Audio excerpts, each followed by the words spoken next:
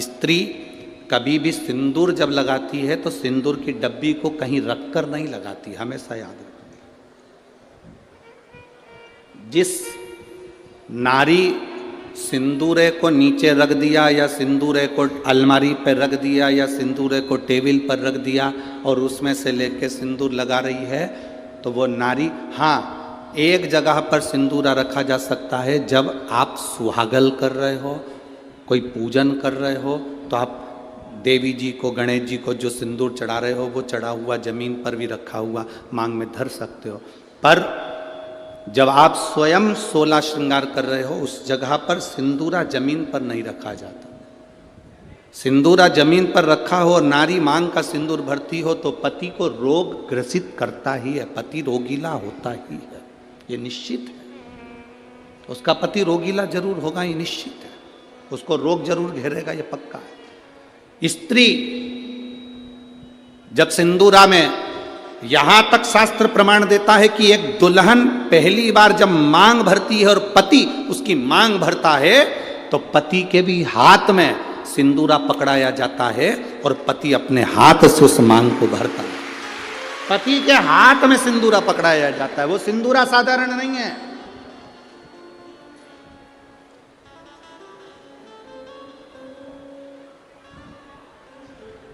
आप में से कोई ऐसी आलसन हो सकती हैं, कोई ना कोई ऐसे आलसी हो सकते हैं कि ड्रॉज खोली, उसमें रखा था, उसी में से निकाल के और भर ली और उसी में रख दिया। ऐसी कहीं कहीं की मिस इंडिया हो सकती है, ऐसी कहीं कहीं की। पर मेरा विश्वास कहता है भिंड जिले की तो नहीं कह सकता कि ऐसी होगी। भिंड जिले की जितनी होंगी हाथ में सिंदूरा लेकर सिर पर मांग भरने वाली ही होगी। सिंदूरा हाथ में लेकर, तो स्त्री को हल्के में ले लो पर उसके सिंदूर को हल्के में नहीं ले सकते, सिंदूर में वो बल होता।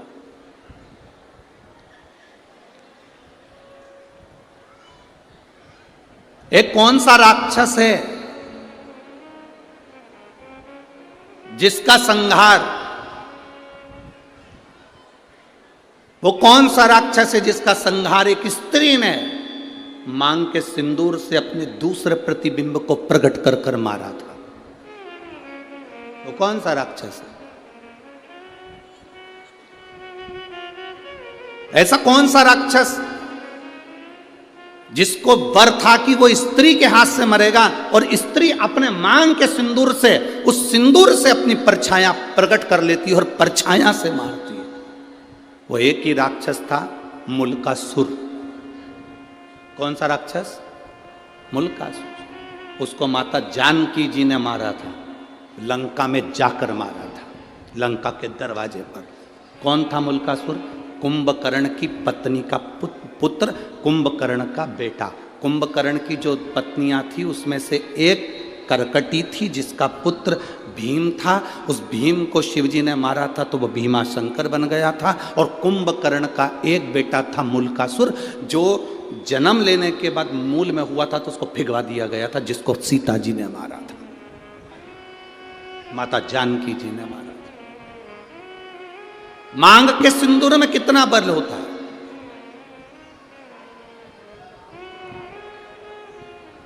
मांग के सिंदूर में कितनी तेजता होती है, कितना बल होता है, ये स्त्री जाने।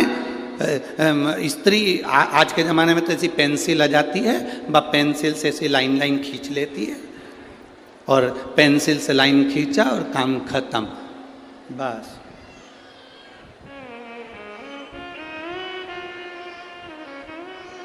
नहीं नहीं भाई,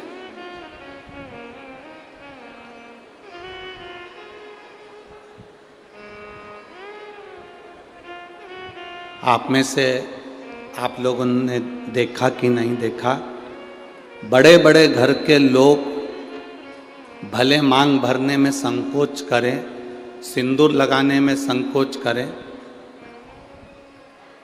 पर तुम्हारे यहाँ पर कोई काम करने वाली आई हो ना, तुम्हारे यहाँ कोई बर्तन मांजने वाली आई हो, वजन ढोने वाली, ईंट रखने वाली, फावड़ा गेती रखने वाली, रेत भरने वाली, वो काम करने वाली स्त्री को देखना, एक पैसे वाले के यहाँ की नारी भले मांग भरने में संकोच कर सकती है, पर एक गरीब स्त्री कभी मांग भरने में संकोच नहीं करती, वो मांग भर कर चलती।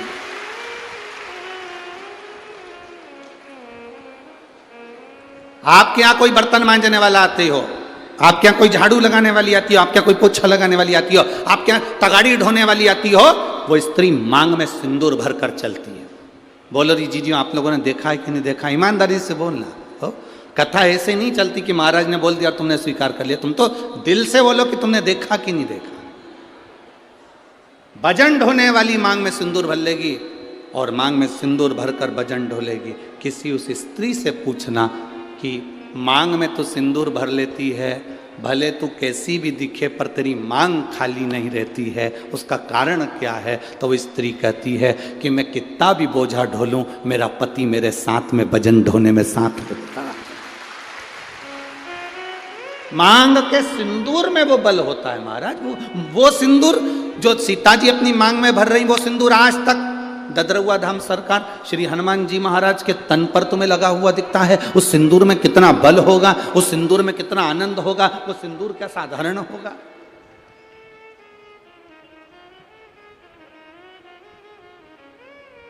उसको पहचानो, उसको जानो।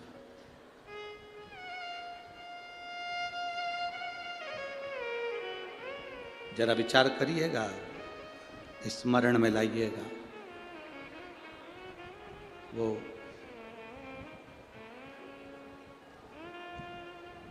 मांग का सिंदूर इतना प्रबल होता है। वो कहे ना, वो मुल्कासुर की वो कथा आती है, आप लोगों ने सुनी तो होगी, हमारे स्मरण में है कि आप लोग सुन के तो रखे होंगे, पर फिर भी आज शिव महापुराण में निकली है तो आप स्मरण करेंगे। कुंभकर्ण का बेटा मुल्कासुर मूल में पैदा हो गया। कुंभकर्ण को मालूम पड़ा मेरा बेटा मूल में पैदा हुआ है। कुंभकर्ण ने दासियों से कहा कर कह दिया इसको जंगल में फेंक दो, ले जाओ इसको और वन में डाल दो, ले जाओ इसको जंगल में फेंको। अब उस बच्चे को ले जाकर जंगल में फेंक दिया। मूल में हुआ था, जंगल में फेंका। जंगल में फेंका, एक मधुमक्खी ने उस बच्चे को देख लिया। मधुमक्खी ने जब बच्चे को देखा कि कोई बच्चा रो रहा है और बिलख रहा है, इसके घर के लोग उसको यहां पटक कर चले गए। मधुमक्खी ने अपने छत्ते को छेदित कर दिया। मधुमक्खी अपने छत्ते को बनाती है, कभी छत्ते को छेदित नहीं करती कि उसमें से शहद नीचे गिरे। कभी छेदित नहीं करती मधुमक्खी अपने छत्ते को, बनाती है छत्ता पर छेदित नहीं करती। छत्ता बनाएगी पर छेदित ना करेगी, छेदित ना करेगी।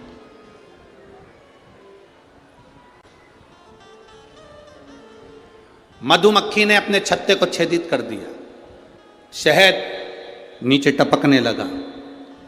वो जो मुल्कासुर था, कुंभकर्ण का जो बेटा था मुल्का, वो नीचे सोया था, रो रहा था।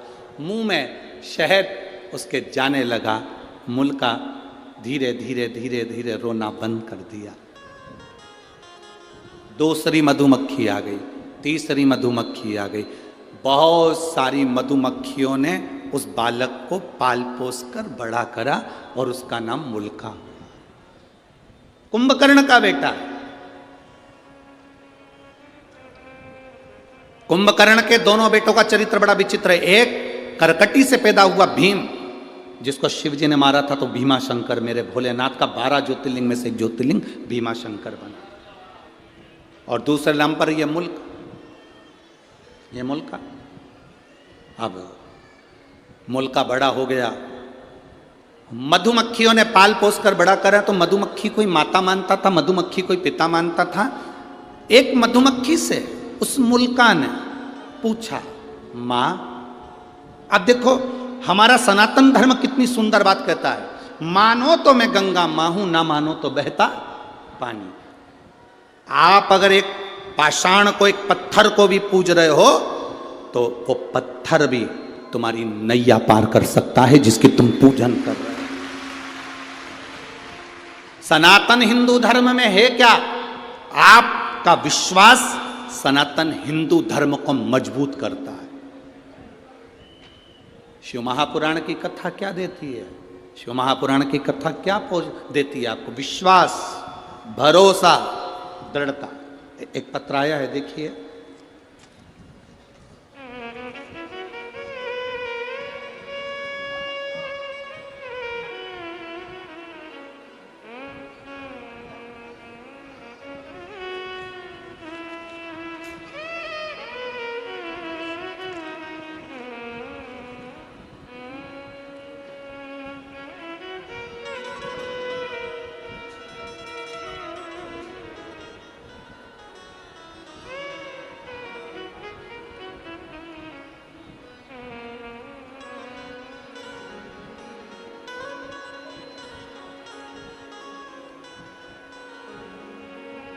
भरोसा देखिएगा।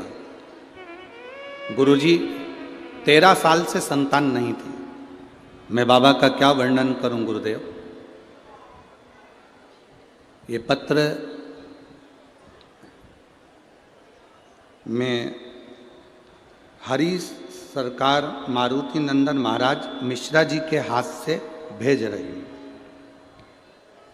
जिनने पत्र भेजा है वह हाथ आप ही लेके आए महाराज जी, एक बार हाथ हिला दीजिए। ये पत्र मैंने महाराज जी के हाथ से भेजा है। मैं दिल्ली से लाइव देख रही हूँ इस कथा को। ददरवा धाम सरकार के चरणों को नमन करती हूँ। गुरुदेव, ये पत्र मैं हनुमान हरि सरकार मारुति नंदन महाराज जी मिश्रा जी के माध्यम से भेज रही हूँ। गुरुदेव, 13 साल से मेरे यहाँ बच्चे नहीं थे। मैं बाबा का क्या वर्णन करूँ। मेरे पति दिल्ली पुलिस में एसआई के पद पर तैनात हैं। मेरा नाम वीर सिंह यादव है, मेरी पत्नी का नाम मंजू यादव है।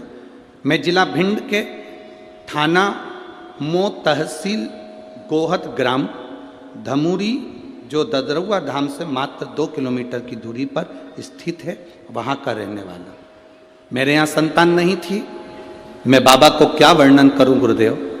सब जगह गए, कोई सुख ना मिला। तब शिवजी पर एक लोटा जल चढ़ाना प्रारंभ करा। तब मेरी पत्नी ने मुझसे कहा, तो मैंने मेरी पत्नी से कहा, क्या शंकर जी पे जल चढ़ाने से औलाद हो जाती है, संतान हो जाती है? अगर ऐसा होता तो पूरा विज्ञान फेल हो जाता, पूरा साइंस फेल हो जाता। फिर भी गुरुजी, मेरी पत्नी मुझे रोज पानी का लोटा हाथ में पकड़ाती, मैं शिवजी को चढ़ाता। डॉक्टरों ने तो 13 साल से जांच करी और हर बार यही कहा कि तुम्हारे यहाँ कभी संतान नहीं होगी। मेरी पत्नी और मैं शिवजी को जल चढ़ाकर वहीं बैठकर पी लेते। आपने कहा था नंदी के पास बैठकर शंकर का दर्शन करा करो और शिवजी से जो कहोगे नंदी सुनेगा और वो देगा। सफेद आंकड़े की जड़ का प्रयोग करा, शिवजी पे चढ़ा हुआ जल पीना प्रारंभ करा। बाबा की कृपा क्या होती है गुरुदेव। 16 अक्टूबर 2023 के दिन सोमवार को मेरे यहाँ पुत्र रत्न की प्राप्ति हुई है। मैं बाबा को दंडवत करता हूँ, प्रणाम करता हूँ। बैठिए महाराज, प्रणाम आपको। शिव कृपा इसी को कहते हैं। केवल एक सनातन हिंदू धर्म ऐसा है, भारत की भूमि पर सनातन धर्म ऐसा है जो पत्थर में भी प्राण देता है। सनातन हिंदू धर्म केवल ऐसा है जो विश्वास को पक्का करता है, भरोसे को दृढ़ करता है और परमात्मा का दर्शन करता है।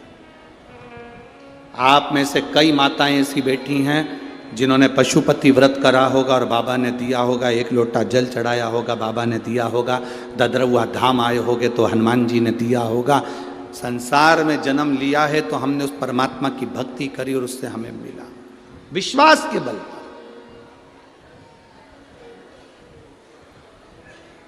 हम तो आपसे मिलते भी नहीं हैं। आप सरकार से पूछ लेना, या पुजारी जी हों, पवन भैया हों, या इस ददरवा धाम के जितने सेवादार हों उनसे पूछना, सियोर वाला महाराज अपना कमरा छोड़कर बाहर तक नहीं निकलता। और जितने गार्ड लगे हों वहाँ पुलिस विभाग के लोग लगे, उनसे पूछना, वो महाराज होंगे बहुत सारे आपके यहाँ आते होंगे, मिलते होंगे, जुलते होंगे, हम नहीं मिलते। हमारा एक ही काम है, हमारे पास में जो छोटा सा शिवलिंग है, ठाकुर जी हैं, उनका पूजन करना, जितना बन सके अपने को बाबा ने जो समय दिया है उस समय में पाठ करना और भगवान की माला जपना। जितनी जप सकते हो उतनी जपो। ये संसार से मिलेंगे तो आप 100, 500, 200 रुपये देकर जाओगे, पर मेरे भोलेनाथ को जपूंगा तो वो मेरी जिंदगी में मेरा हाथ पकड़कर ऊपर पहुंच जाएगा। केवल यही कथा नहीं, आपने पूरे जितनी बार कथा सुनी होगी, हमने एक बात कहा, हम मिलते नहीं है। बोला था कि नहीं बोला था? हम कहीं नहीं मिलते। पीछे के 1-2 दिन होते हैं जिसमें कहीं कोई मिलने वाला होता है तो मिलते, ना मिलते, कमरे से निकलते ही नहीं। और हमारे कमरे में हमारे चाहे गार्ड हों, चाहे आशीष भैया हो, चाहे हमारे ब्राह्मण हो, हमारे कमरे में नहीं आते। भजन करा, स्मरण करा, जाप करा, अनुष्ठान करा, भक्ति करी, केवल कथा में आए, यहाँ से चले, इसके सिवाय कुछ नहीं। क्यों मिले आपसे? आप मिलो, श्री हनुमान जी महाराज ददरौआ धाम में बैठे हैं उनसे, आप मिलो मेरे भोलेनाथ जी मंदिर में बैठे हैं उनसे, आप मिलो भगवान की अविरल भक्ति से। हमसे क्यों मिलना? किस लिए?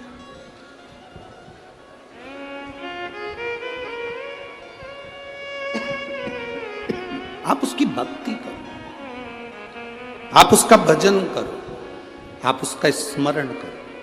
जितना जितना भजन का बल बढ़ेगा, जितना जितना भजन का बल बढ़ेगा, आपको कहीं जाने की जरूरत नहीं पड़ेगी। भोलेनाथ ढूंढता ढूंढता टार्च जलाकर तुम्हारे पास पहुंचेगा कि तू भजन कर रहा है। आपको नहीं जाना है कहीं पर, वो आएगा, शिव स्वयं।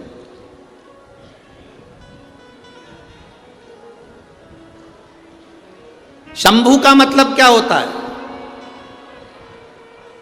अपन कहते हैं भोले शंभू। शंभू का मतलब क्या? स्वयं भू। किसी देवता को शंभू नहीं कहा गया, केवल एक देवाधिदेव महादेव जिनको शंभू कहा गया, क्योंकि वो स्वयं भू है, स्वयं प्रगट है, ना कभी जन्म हुआ, ना कभी मरता है। वो दुनिया के साथ में आज भी है, कल भी रहेगा। ब्रह्मांड नष्ट भी हो गया तो शिव रहेगा, बाकी का सब स्वयं भू है वो, इसलिए उसको शंभू कहा गया। स्वयंभू शंभू है।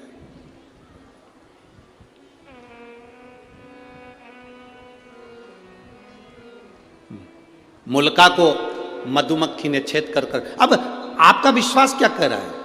क्या एक मधुमक्खी मां बन सकती है?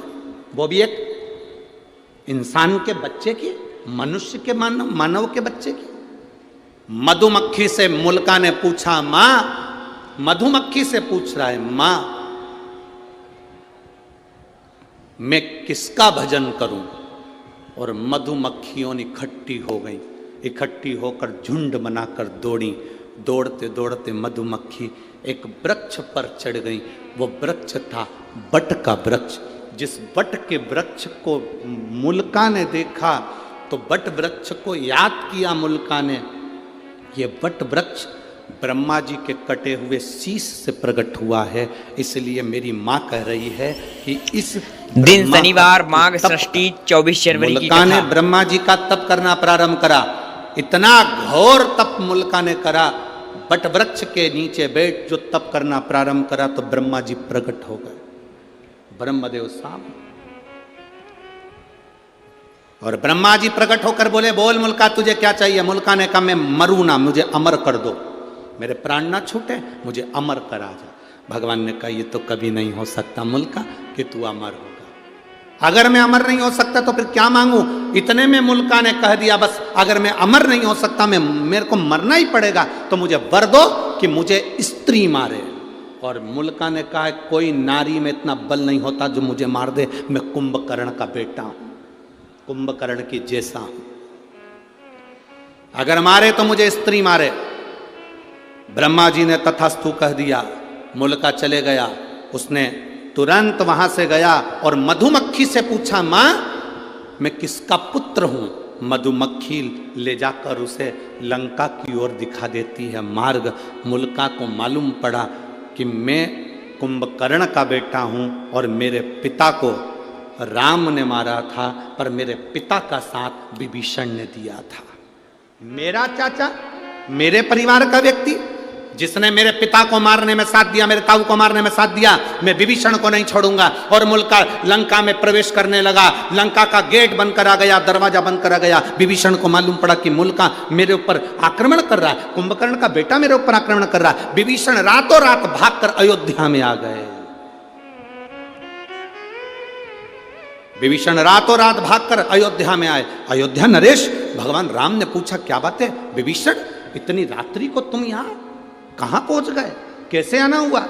प्रभु बहुत जल्दी में आया हूं, कुंभकर्ण का बेटा मुझे मारना चाहता है, लंका में प्रवेश करना चाहता है और कह रहा था पहले विभीषण को मारूंगा क्योंकि उसने मेरे पिता को मरवाने में साथ दिया, फिर राम लक्ष्मण को मारूंगा, हनुमान को मारूंगा। राम जी को क्रोध आया और राम जी ने लक्ष्मण, हनुमान, भरत, शत्रुघ्न की सेना सैनिकों के साथ भेज दी लंका के लिए। सेना लंका की ओर चली। बीच मार्ग में मुल्कासुर ने सेना को रोक लिया। युद्ध प्रारंभ हुआ। ऐसा भयंकर युद्ध लक्ष्मण जी के साथ में, भरत जी के साथ में, शत्रुघ्न जी के साथ में और हनुमान जी के साथ जब हुआ, मुल्का आखिरी में जीत गया। हार गए।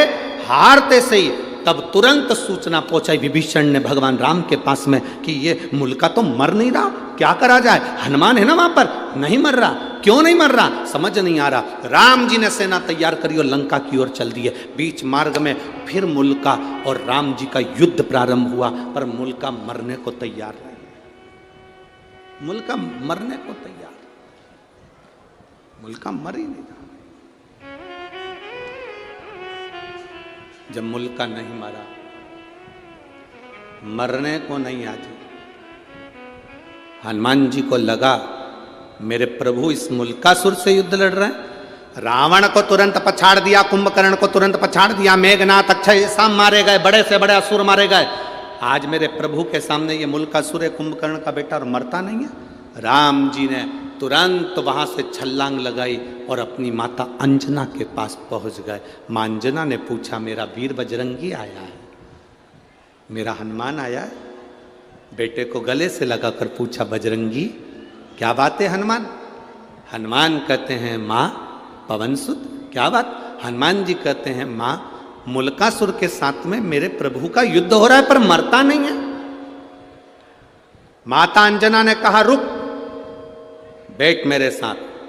माता अंजना ने पार्थिव शिवलिंग का निर्माण करा, शिव जी की स्तुति करी, शंकर भगवान से पूछा बाबा पधारो, भगवान राम युद्ध लड़ रहे हैं पर मुल्कासुर मरता नहीं है, आप आओ। उसी समय देवाधिदेव महादेव प्रकट होकर बोले क्यों चिंता करती हो अंजना, हनुमान से कहो राम जी की आज्ञा लें, सीता जी को अयोध्या से बुलाया जाए और मुल्कासुर के साथ युद्ध कराया जाए। सीता को बुलाएं और युद्ध कराएं। पर माता जानकी तो कभी क्रोध करती ही नहीं है। माता सीता को तो कभी जिंदगी में क्रोध आता ही नहीं है। मां जानकी तो कभी क्रोध करती नहीं, क्योंकि राजा जनक की पुत्री है। राजा जनक को शब्द पर शब्द लोगों ने कहा पर राजा जनक जी को कभी क्रोध नहीं आया। जनक की पुत्री जानकी कैसे क्रोध कर सकती है, वो जानकी तो कभी क्रोध कर ही नहीं सकती, माता सीता तो कभी क्रोध कर ही नहीं सकती। भोलेनाथ जी ने कहा आप राम जी से आज्ञा लो। हनुमान जी महाराज तुरंत राम जी के पास गए। महाराज इस मुल्कासुर को ब्रह्मा जी का वर है, ये स्त्री के हाथ से मरेगा, आप जब तक सीता को नहीं लाएंगे सीता ही इसको मार सकती है। राम जी ने आज्ञा करी हनुमान जाओ अयोध्या, सीता को लेकर आओ, माता सीता को लेकर आओ। जानकी जी मांग में सिंदूर भर रही थी, माता जानकी श्रृंगार कर रही थी। जिस समय हनुमान जी पहुंच गए, हनुमान जी ने पूछा मां ये मांग में सिंदूर क्यों। इससे पति की आयु बढ़ती है, पति अच्छा रहता है। हनुमान जी ने कहा माँ मैं भी सिंदूर लगा लूं तन पर। हनुमान जी लगाए तन पर सिंदूर। माता जानकी जी से कहा माँ जल्दी श्रृंगार करिए, मेरे साथ चलिए। राघव जी ने, मेरे प्रभु ने आपको बुलाया है, राम जी ने आपको बुलाया, स्वामी ने बुलाया है। सीता जी हनुमान जी के साथ पहुंच गई युद्ध के मैदान में। राम जी ने कहा, जानकी ये सामने जो मुल्कासुर खड़ा है इसको तुझे मारना है। सीता जी कहती हैं, मुझे तो क्रोध आता ही नहीं, मैं कैसे मार सकती हूं, कैसे मार सकती हूं। सीता जी को क्रोध नहीं आ रहा था, मैं कैसे मारूं। राम जी ने सोचा, करूं तो करूं क्या। मेरे राघव जी ने शिव जी का स्मरण करा, बाबा हे रामेश्वरम, हे शंकर अवघड़दानी आप पधारो। बाबा ने आकर पूछा, क्या बात है राघव जी। राघव जी कहते हैं, ये सीता को क्रोध नहीं आ रहा, सीता को क्रोध नहीं आएगा तब तक मुल्कासुर मरेगा नहीं। तुरंत भोलेनाथ जी ने कहा, मेरा 11वां रुद्र उतारे हनुमान। शिव और शक्ति कभी अलग नहीं होते। हनुमान भी शिव और शक्ति का प्रतिबिंब है। हनुमान का जो शरीर है वो शिव है और हनुमान की जो पूंछ है वो शक्ति है। हनुमान का शरीर शिव है और हनुमान की जो पूंछ है वो शक्ति है। हनुमान का शरीर शिव है और जो पूंछ है वो पार्वती है। एक काम करो हनुमान, जहां से सीता जी निकलकर रथ के ऊपर चढ़े वहां तुम्हारी पूंछ से तुम थोड़ी सी बुआरी लगा देना, झाड़ू लगा देना। थोड़ी सी बुआरी, थोड़ी सी झाड़ू अपनी पूंछ से लगा देना, थोड़ी सी बुआरी।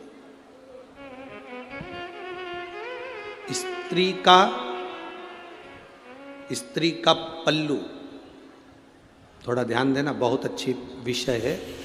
पंडित प्रदीप मिश्रा जी की आज की शिव महापुराण कथा सभी भक्त श्रवण करिएगा। तो ये प्रसंग निकले हैं, नहीं तो ये प्रसंग शिव पुराण में हम कभी ना सुनाते। स्त्री का पल्लू,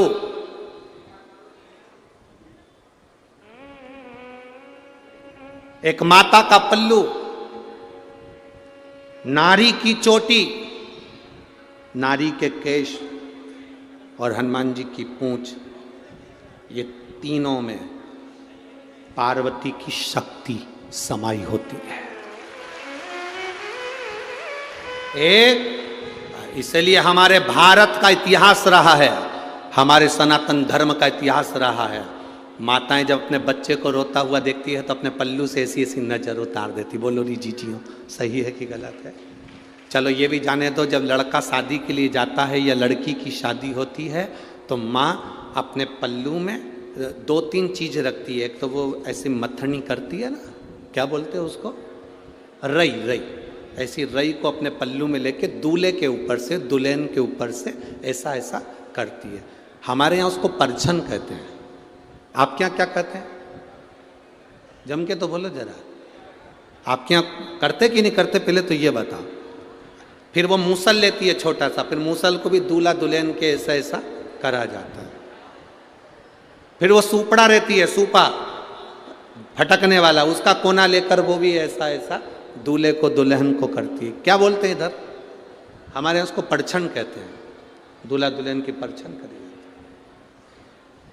सास करती है, माँ करती है। माँ का पल्लू,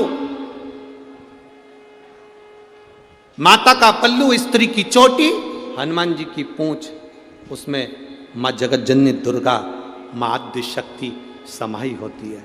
तुरंत कह दिया भोलेनाथ जी ने, जब सीता यहाँ से निकल कर जाए, हनुमान तेरी पूंछ से बुआरी लगा दे। उस पूंछ का एक कण भी सीता के शरीर को छू गया, सीता में तेज देवी का आ जाएगा और इतना क्रोध करेगी कि तुझे कुछ नहीं करना, वो मुल्कासुर को मार देगी।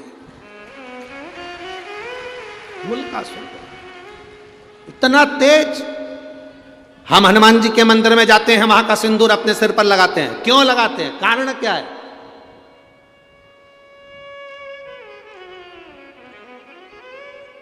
हम हनुमान जी के मंदिर में जाकर उनका सिंदूर लेकर अपने सिर पर लगा रहे हैं। हनुमान जी के सिर पे से सिंदूर नहीं लेते हैं। लेते हैं? अरे बोलो तो जम के। हनुमान जी के कान के पास से सिंदूर नहीं लेते हैं। हनुमान जी की छाती पर से सिंदूर नहीं लेते। हनुमान जी के हाथ के पास से सिंदूर नहीं लेते। हनुमान जी के चरणों से सिंदूर लेते हैं, क्योंकि पूंछ नीचे रहती है। उसका चरण मात्र में भी अगर कोई अंश आया होगा तो हमारा कल्याण हो गया हो।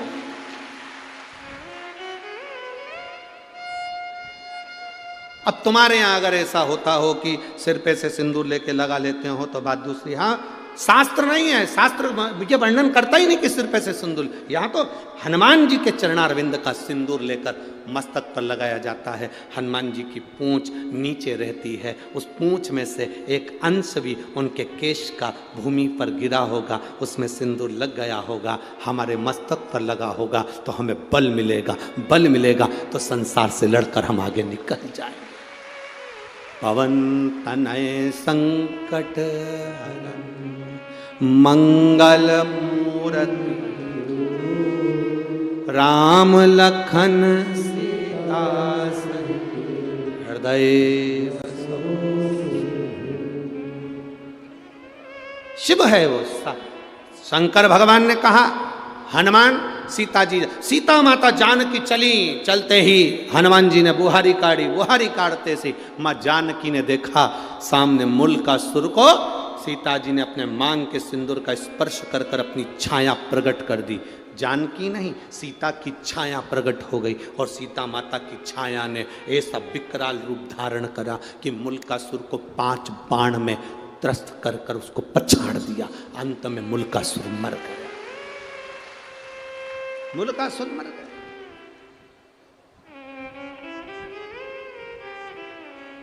समाप्त। शिव शिव है, शंकर ओघड़ी है। महाराज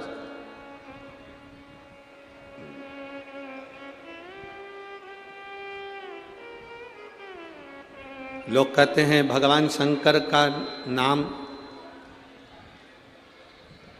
किस टाइम लेना चाहिए, भगवान शंकर का भजन किस टाइम करना चाहिए।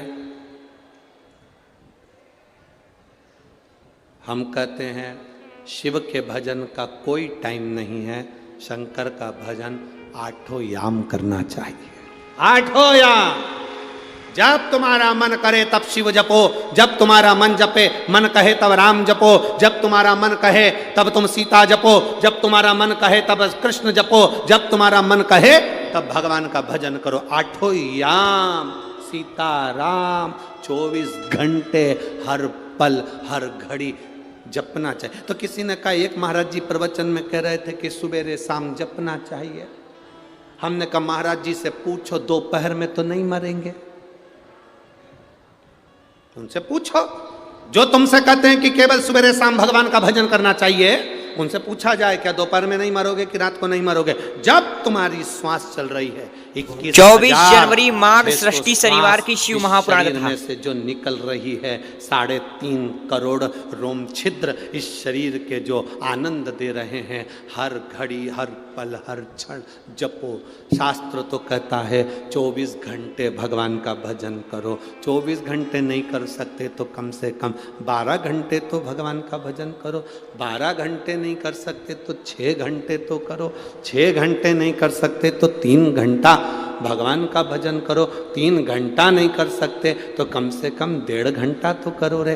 1.5 घंटा नहीं कर सकते तो आधा घंटा करो। आधा घंटा भी अगर भगवान का नाम नहीं ले सकते तो 15 मिनट लो। 15 मिनट भगवान का नाम भजन नहीं कर सकते तो 5 मिनट करो। 5 मिनट नहीं कर सकते तो 1 मिनट करो। और 1 मिनट भी अगर भगवान का भजन नहीं कर सकते तो चुल्लू भर पानी में डूब मरो। 24 घंटे में से 1 मिनट भी तुम परमात्मा के लिए नहीं निकाले, तुम्हारा जीवन बेकार है। काय का जीवन? ददरौआ धाम के नजदीक में रह रहे हो, 8-10 किलोमीटर 40-50 किलोमीटर दूरी के रह रहे हो और उसके बाद भी सोच रहे हो कथा में जाऊंगा, कथा में जाऊंगा, कथा में जाऊंगा। बाबा ने कितनी कृपा करी, ये सोचो। गुरु महाराज को धन्यवाद देना कि कितनी बड़ी कृपा भोलेनाथ ने करी जो यहाँ कथा का आयोजन शिव ने करवा दिया। जरा विचार करिए, सोचिए। शिव बिना कुछ। ओघड़ी है शंकर, ओगड़दानी है शंकर, त्रिकालदर्शी है शिव, करुणा सागर है शिव।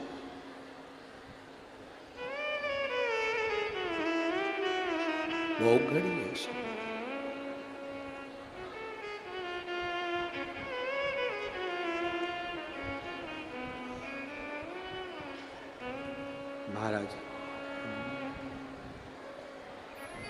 अरे कैलाश पर्वत पे, ओ कैलाश पर्वत पे चढ़ गयो रे, आज मेरा भोला सज गयो रे, आज मेरा भोला सज गयो रे। कैलाश पर्वत पे चढ़ गयो रे, कैलाश पर्वत पे चढ़ गयो रे, कैलाश पर्वत पे चढ़ गयो रे, कैलाश पर्वत पे चढ़ गयो रे, आज मेरा भोला सज गयो रे, आज मेरा भोला सज गयो रे, ओ आज मेरा भोला सज गयो रे, आज मेरा भोला सज गयो रे। ओ कैलाश पर्वत पे चढ़ गयो रे, कैलाश पर्वत पे चढ़ गयो रे। जितने लोग रोड पर बैठे हैं उनको भी मनाही नहीं है ओ भगवान के भजन में नाचने की। यहाँ तो हनुमान जी महाराज ददरुआ धाम में तो सखी के भाव से रहते हैं। हनुमान जी आज महाराज जी कह रहे थे कल कि स्वयं हनुमान जी भी कथा के अंदर नाचते हैं, तो आप और हम तो क्या लगते हैं महाराज, बड़े भाव से। कैलाश पर्वत पे चढ़ गयो रे, कैलाश पर्वत पे चढ़ गयो रे, ओ आज मेरा भोला सज गयो रे, आज मेरा भोला सज गयो रे, ओ आज मेरा भोला सज गयो रे, आज मेरा भोला सज गयो रे। शंभो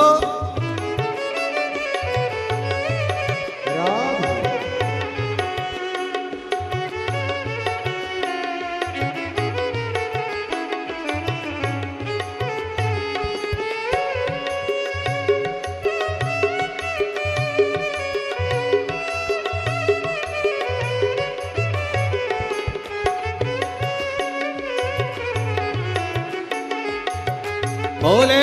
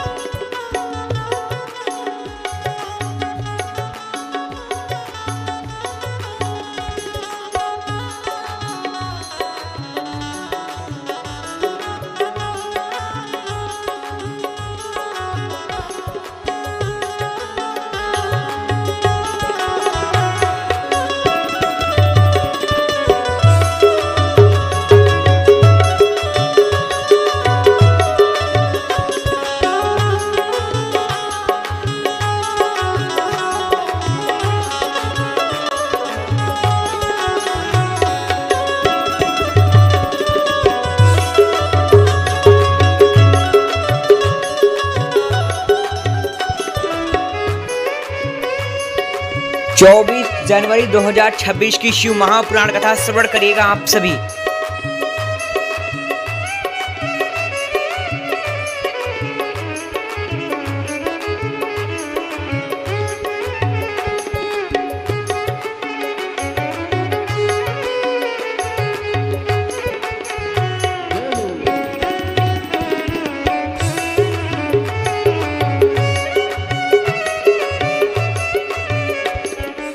भोले की जटा में गंगा विराजे, भोले की जटा में गंगा विराजे, भोले की जटा में गंगा विराजे, भोले की जटा में गंगा विराजे। ओ गंगा से अमृत बरस रहा रे, गंगा से अमृत बरस रहा रे, ओ गंगा से अमृत बरस रहा रे, गंगा से अमृत बरस रहा रे।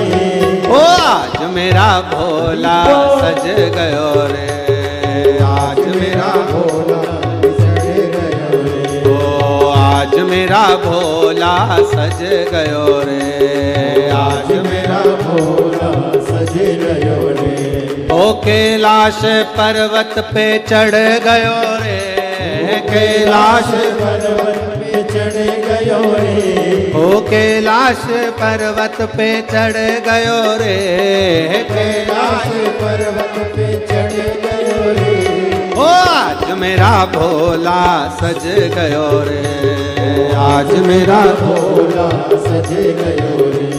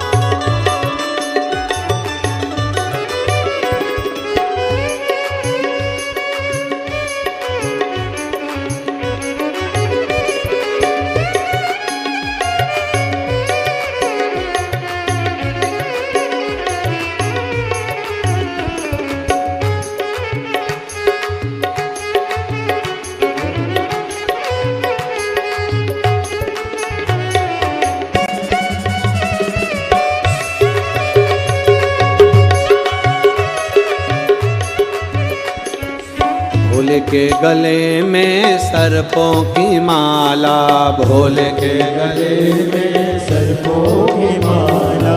भोले के गले में सर्पों की माला, भोले के गले में सर्पों की माला।